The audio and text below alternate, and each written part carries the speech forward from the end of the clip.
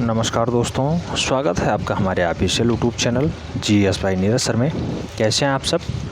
मैं उम्मीद करता हूं स्वस्थ होंगे, मस्त होंगे, अपनी तैयारी में व्यस्त होंगे।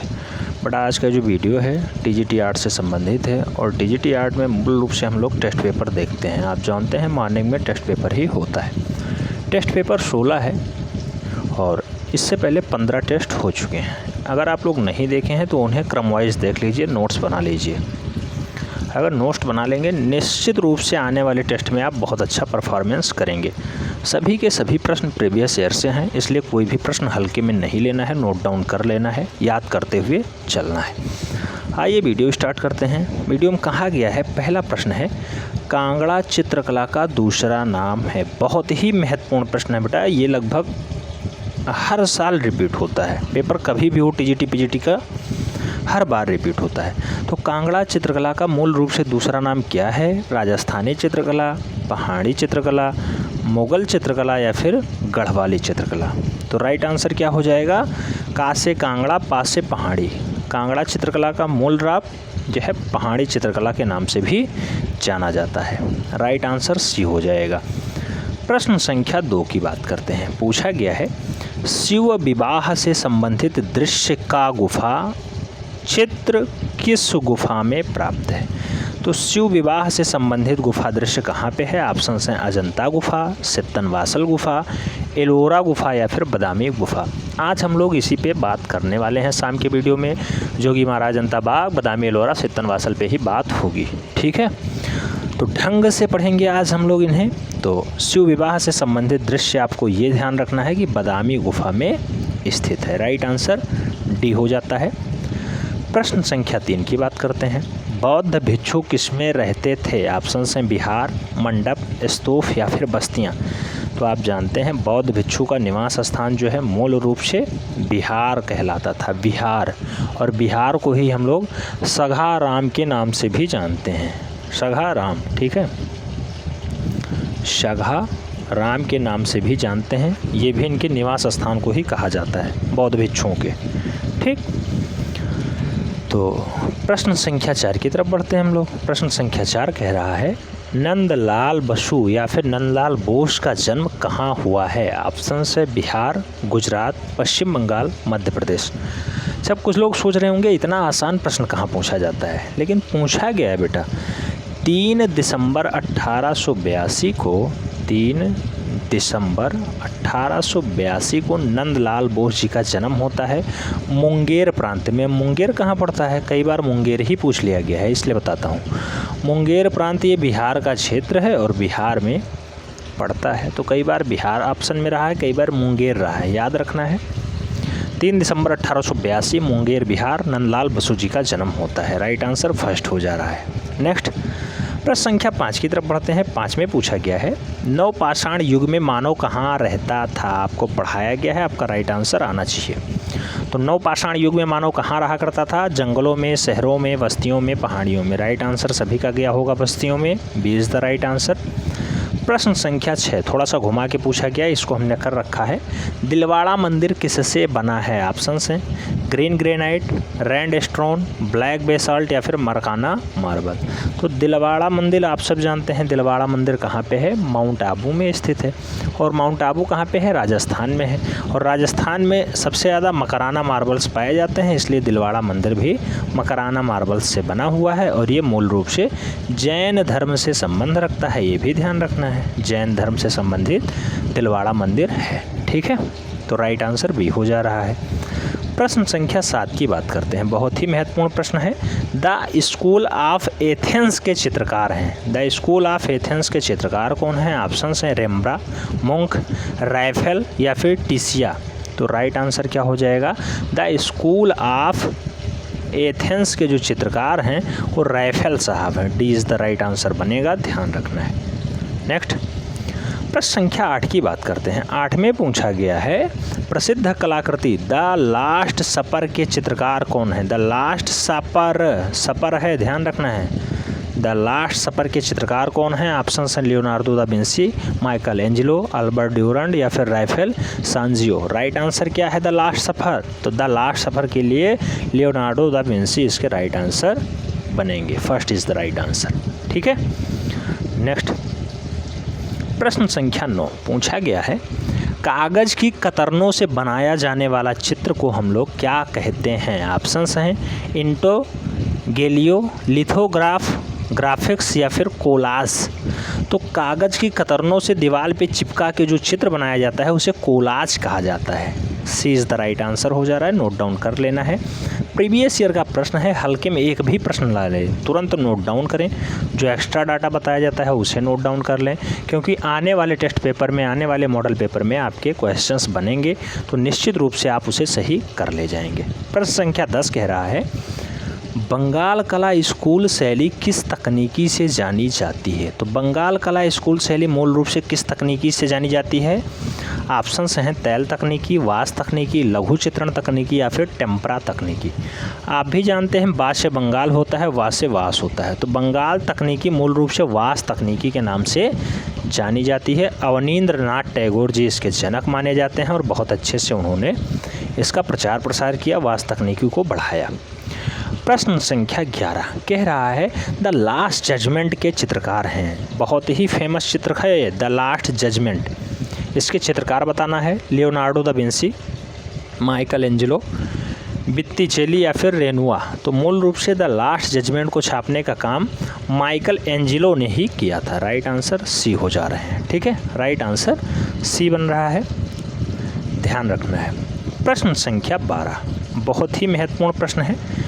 कहा गया है, भारतीय आधुनिक चित्रकला का इतिहास कब से माना जाता है? अच्छा, ये प्रश्न एक बार और हम लोग कर चुके हैं। भारतीय आधुनिक चित्रकला का इतिहास कब से माना जा रहा है? बंगाल स्कूल से, मद्रास स्कूल से, दिल्ली स्कूल से या इनमें से कोई नहीं? तो आप भी जानते होंगे, जब आपने प्रीवियस में प्रश्न सॉल्व किया था तो इसका राइट आंसर बंगाल स्कूल ही बना था। तो मूल रूप से जो है भारतीय आधुनिक चित्रकला का इतिहास बंगाल स्कूल से स्टार्ट हो जाता है। फर्स्ट राइट आंसर हो गया। प्रश्न संख्या 13 कह रहा है, किस चित्रकार ने बाघ, अजंता व जोगीमारा के भित्ति चित्रों की प्रतिलिपियां तैयार की? ऑप्शंस हैं असित कुमार हलधर, गगनेन्द्रनाथ ठाकुर, अमृता शेरगिल या फिर एमनी राय। तो राइट आंसर क्या हो जाएंगे? आप भी जानते हैं राइट आंसर फर्स्ट ही बनेगा, असित कुमार हलधर इनके राइट आंसर्स हैं। A is the right answer. Jogimara हो, अजंता हो या फिर बाघ हो, तीनों गुफाओं की भित्ति चित्रों को मूल रूप से इनकी प्रतिलिपियाँ इन्होंने बना दी। ठीक है, सालार जंग संग्रहालय बेटा बहुत ही महत्वपूर्ण प्रश्न है। प्रश्न संख्या 14 सालार जंग संग्रहालय मूल रूप से किस शहर में स्थित है? ऑप्शन है मुंबई, दिल्ली, हैदराबाद, राजस्थान। राइट आंसर क्या हो जाएगा? तो सालार जंग संग्रहालय मूल रूप से हैदराबाद में स्थित है, निजाम वाला शहर है। B is the right answer बन रहा है। अच्छा, जो लोग पेड ग्रुप में जुड़ चुके हैं उनके पास 88 पेज की बुक पहुंच चुकी है, तो वो लोग ये सारे क्वेश्चंस को सही करने के लिए किताब का सबसे पीछे वाला हिस्सा देखें। 5-6 पेज केवल इसी के लिए हैं और उसमें वो लोग जो है रेड अलर्ट कर लें, क्वेश्चंस देख लें प्रीवियस ईयर से कौन से हैं, उन्हें सही कर लें, उन्हें कई बार रीड कर लें। निश्चित रूप से सभी के सभी प्रश्न आपके सही होने स्टार्ट हो जाएंगे। तो परेशान बिल्कुल भी नहीं होना है। जो आपको डाटा प्रोवाइड कराया जाता है ऑथेंटिक डाटा है, उसे रीड करके अपनी तैयारी मेंटेन कर सकते हैं। फ़िलहाल टेस्ट पेपर चल ही रहा है, 3 क्लास हो चुकी हैं। भारतीय चित्रकला के 6 अंग पढ़ा दिए गए, सिंधु घाटी सभ्यता हो गया और भारत के प्रागैतिहासिक कला केंद्र हो गया। आज हम लोग गुफाओं के बारे में जानेंगे, जोगीमारा, अजंता, बाघ, बादामी, एलोरा और सितनवासल के बारे में। ठीक है, तो टेस्ट पेपर तो आपको देते ही रहना है, हर हाल में टेस्ट पेपर आपको देना ही है। प्रश्न संख्या 15 पशु आकृति युक्त मोहरें कहाँ पाई गई हैं? डाटा पढ़ाया गया है, आपका राइट आंसर आना चाहिए। पशु आकृति युक्त मोहरें मूल रूप से कहाँ पाई गई हैं? राजघाट, नालंदा, सारनाथ, मोहनजोदाड़ो। राइट आंसर क्या हो जाएगा? मोहनजोदाड़ो या फिर मृतकों का टीला। D is the right answer. प्रश्न संख्या 16 कह रहा है, हड़प्पा संस्कृति के अवशेष कहाँ पर स्थित हैं? ऑप्शन हैं नेपाल, चीन, अफगानिस्तान, पाकिस्तान। आप भी जानते हैं हड़प्पा हो या फिर मोहनजोदाड़ो, दोनों के अवशेष मूल रूप से पाकिस्तान प्रांत में ही हैं। राइट आंसर सी बन रहा है। हमने पढ़ा है अच्छे से, इसलिए इसके राइट आंसर्स तो अब सही जा ही रहे होंगे।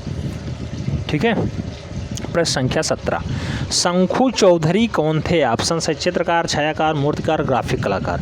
तो ज़्यादातर जो प्रश्न इस टाइप से पूछे जाते हैं, शंखु चौधरी कौन थे या फिर जो है के एच आरा कौन थे या फिर एन एस बेंदे, तो कुछ क्वेश्चंस ऐसे पूछ लिए जाते हैं जिनके एग्जैक्ट आंसर अगर आपको पता है तभी आप सही दे पाते हैं, नहीं गलत हो जाता है। जैसे शंकु चौधरी की अगर बात करते हैं, अच्छे लेवल के मूर्तिकार हैं, ध्यान रखना है, बी इसका राइट आंसर बन जाएगा। नेक्स्ट प्रश्न संख्या 18, बहुत ही महत्वपूर्ण प्रश्न पूछा गया। चौक पूर्णा लोक चित्रण कहाँ की परंपरा है? ऑप्शंस हैं उत्तर प्रदेश, मध्य प्रदेश, महाराष्ट्र, गुजरात। तो चौक पूर्णा काम जो है मूल रूप से कहाँ का है? अपना Uttar Pradesh, right answer first हो जा रहा है। चौक पूरने का काम उत्तर प्रदेश में बहुत अच्छे से किया जाता है, तो राइट आंसर फर्स्ट हो जाएगा। सेकंड लास्ट प्रश्न कह रहा है, शीतल प्रभाव उत्पन्न करने में कौन सा रंग प्रयोग होता है? ऑप्शंस हैं लाल पीला रंग, काला सफ़ेद रंग, नीला हरा रंग या फिर लाल काला रंग। तो लाल तो बिल्कुल नहीं होगा, जहाँ जहाँ लाल है काट दीजिए।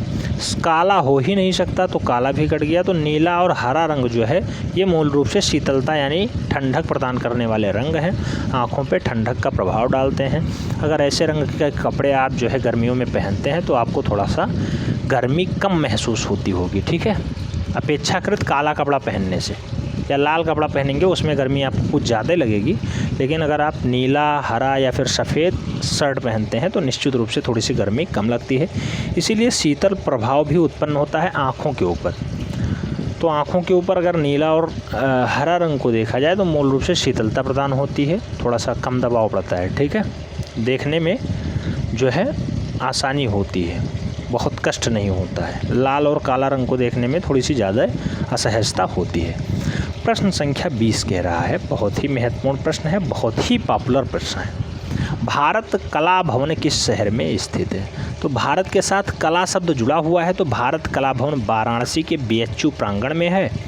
और BHU प्रांगण में जो है कला भवन की स्थापना हो जाती है राय कृष्ण दास के द्वारा। राय कृष्ण दास के द्वारा मूल रूप से BHU प्रांगण में भारत कला भवन स्थित है, करवा दिया जाता है। अगर भारत भवन होता तो राइट आंसर भोपाल होता, हालांकि भारत कला भवन पूछा गया है इसलिए राइट आंसर वाराणसी बन रहा है। तो उम्मीद करता हूँ आज का ये टेस्ट आपको बहुत ज़्यादा पसंद आया होगा, क्योंकि यहाँ पे 20 प्रश्न शामिल किए गए।